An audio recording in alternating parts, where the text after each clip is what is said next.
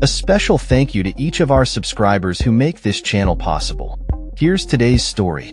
In a highly anticipated meeting, U.S. President Donald Trump is set to roll out the red carpet for Saudi Arabia's Crown Prince Mohammed bin Salman, commonly referred to as MBS, at the White House on Tuesday.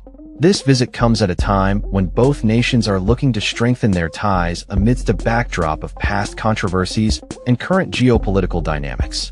MBS's last visit to Washington was overshadowed by the murder of journalist Jamal Khashoggi in October 2018, an incident that strained U.S.-Saudi relations significantly.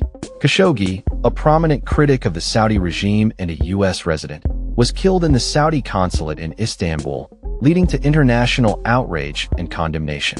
U.S. intelligence agencies concluded that MBS approved the operation that led to Khashoggi's death, although the Crown Prince has consistently denied ordering it, instead accepting responsibility as the leader of the kingdom. Despite the dark cloud of Khashoggi's murder hanging over their relationship, the upcoming meeting signals a thawing of diplomatic relations between the two nations. MBS has sought to reshape his image on the global stage, positioning himself as a peace broker in the Middle East by attempting to repair ties with Iran and advocating for a ceasefire in Gaza. Domestically, he has implemented significant reforms aimed at modernizing Saudi Arabia's economy and society, including allowing women to drive and work alongside men, a stark contrast to the conservative norms that previously defined the kingdom. The Crown Prince's ambitious agenda also includes securing a deal for the purchase of advanced military equipment, specifically 48 F-35 fighter jets, marking the first sale of these advanced aircraft to Saudi Arabia. This move represents a significant shift in U.S. policy, as Israel has historically been the only country in the Middle East to possess F-35s. Trump has indicated his eagerness to finalize this deal, emphasizing the importance of military cooperation and security guarantees in the U.S.-Saudi relationship. Beyond military sales, MBS is also seeking access to cutting-edge technologies, including artificial intelligence, as well as progress on a civilian nuclear program. Former U.S. negotiator Dennis Ross highlighted Trump's strategy of binding Saudi Arabia closer to the United States, particularly in the realms of security, finance, and energy, as a counterbalance to China's growing influence in the region. Furthermore, Trump is expected to encourage MBS to join the Abraham Accords, which would normalize relations between Saudi Arabia and Israel. However, the Crown Prince has expressed reluctance to take such a significant step without a clear path to Palestinian statehood, a goal that has become increasingly complicated amidst ongoing conflicts in the region.